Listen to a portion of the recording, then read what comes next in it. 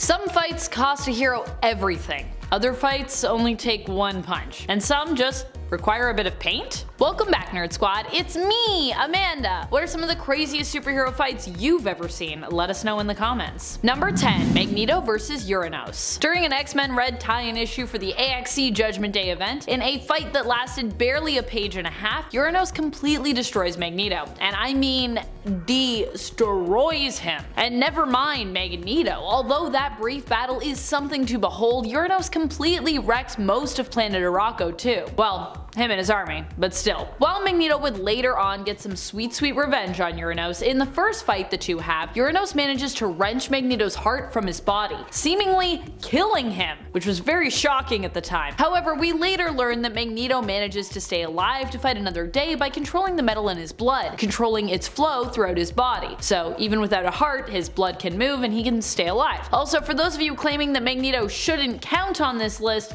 because he's a villain, I'd say that lately Magneto's actually been pretty heroic, so it's safe to count him here, at least from my perspective. If you don't know what I'm talking about, then you need to read some comics, because there's some really good X-Men books happening right now. You are missing out, like X-Men Red. And friends, before we move on to this next spot, if you are loving what we do here at Top 10 Nerd, and you are like, oh my gosh, I wish they did this with like anime and manga, guess what? We do! And you can check it out over at Most Amazing Top 10 Anime. Number 9. Aquaman vs. the Death Kraken. I mean, this is definitely a one-sided fight because in the end, Arthur has no chance but to basically give up. Or, well, I guess not give up per se, but to potentially sacrifice himself to defeat the enemy. Which makes it sound a lot more balanced than it is, but trust me, it's not that balanced of a fight. The Death Kraken is basically a giant cosmic kraken known as a space kraken. These beings roam the cosmos, devouring parts of, or in some cases, entire worlds. Kinda like Galactus, but more terrifying to behold because, you know, they're krakens. The Death Kraken has an intense hunger for death, and so it wants to actually devour worlds, whereas its twin, the Flood, hungers for oceans. In order to defeat the Death Kraken, Arthur realized that he had no other choice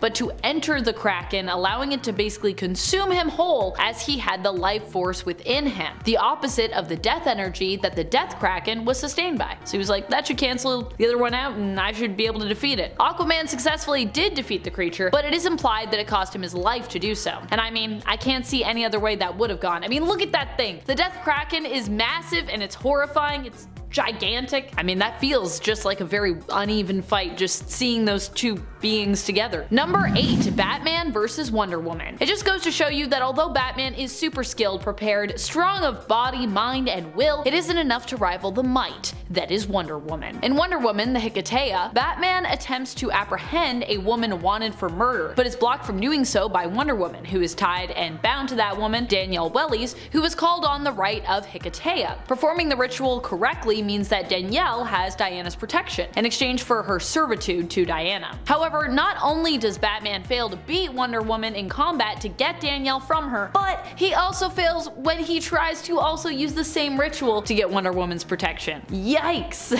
That's a pretty bad defeat right there. He's sort of like, alright, maybe I can do the thing, and she's like, you can't do it. You kinda suck at it, Batman, but so nah. Number 7. Emma Frost vs. Professor X. A lot of people think of Professor X as one of the strongest telepaths in the world, and he is, but he's not the only one. And although Emma Frost generally takes second place to the likes of her rival, colleague, and frenemy, Jean Grey, she can actually hold her own against Charles as it turns out, especially when she's smart enough to bait him into a trap, which, you know, Emma, she's a very smart gal. This so happens when Charles attempts to take control of Cyclops' mind to see if there's anything of Nathaniel Essex, Mr. Sinister, left in there. At least that's what he claims anyways. Emma sets a trap in Scott's mind, with his permission of course, and when Charles attempts to probe further, he basically sets off that trap, unleashing Emma. Emma is then able to take full control, having been biding her time wisely by setting up blocks and failsafes so that she can basically call the shots and take over Charles's mind, as she attempts to search Xavier's mind for the same thing, any trace of Sinister, and also torment him somewhat while doing so, as Emma says to Charles, at the risk of sounding vulgar,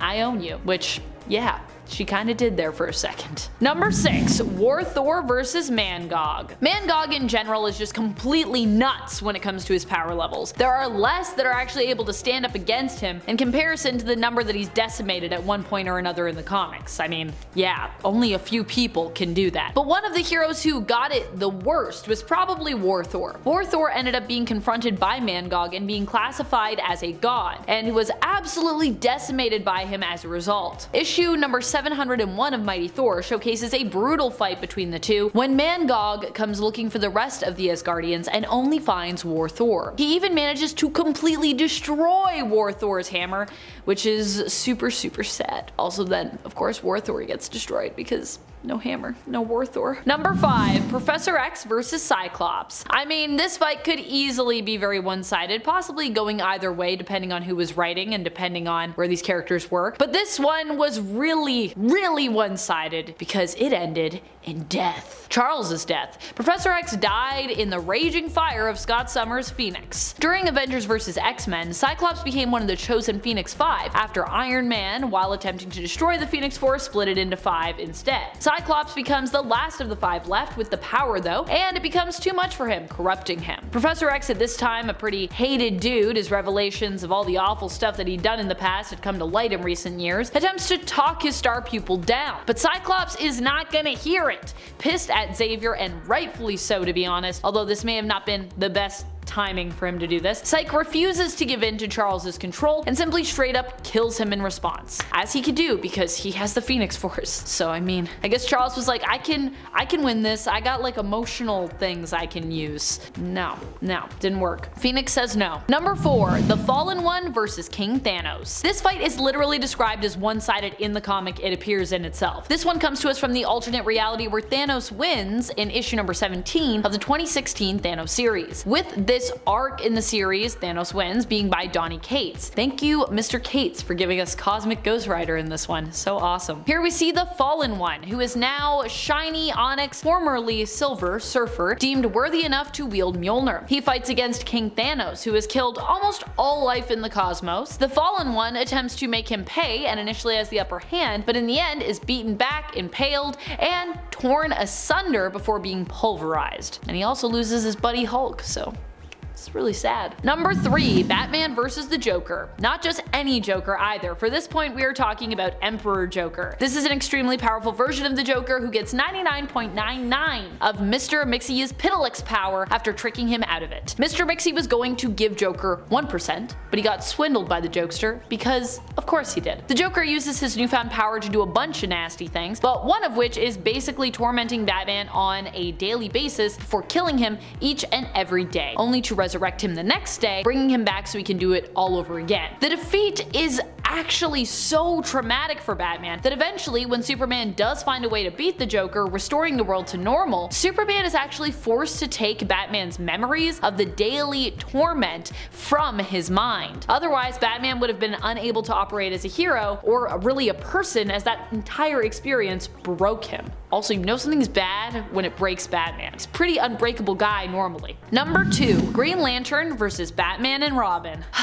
What can I say about this one? Well, it comes from Frank Miller's All-Star Batman and Robin, The Boy Wonder, so I think you can imagine how it goes. Yeah. All-Star Batman and Robin is an experience, to say the least. In issue number 9, Green Lantern comes by to try and tell Batman he's taken things too far, warning him that he's putting people in danger, and basically imploring him to just stop being such a crazy jerk. Seemingly, Hal's house call is triggered specifically by the fact that he is accusing Batman of kidnapping Dick Grayson, who he does not know but suspects is Batman's new sidekick, Robin. Despite Batman trying to deny this, even though, like, Hal's not dumb Batman. He can put the pieces together. Batman evidently does not want to hear it, and he's been preparing for Hal's arrival, as we can see from the beginning of this issue. He and Robin paint an entire safe house of his yellow so that he can super easily kick Hal's butt in it when he invites him there to, I guess, meet. Yeah, because yellow is the color of fear on the emotional spectrum, and so therefore it is Hal's weakness. So yeah, defeated with lemonade.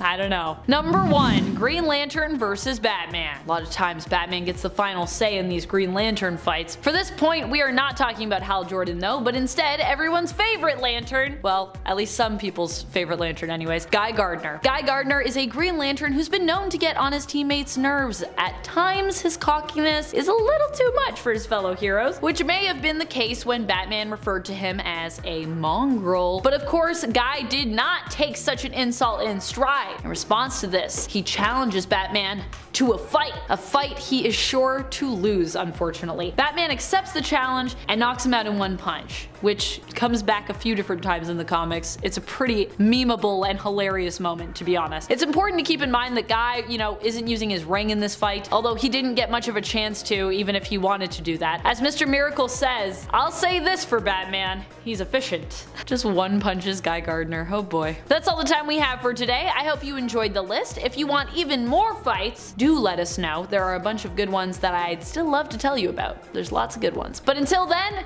you stay nerdy, YouTube. Bye!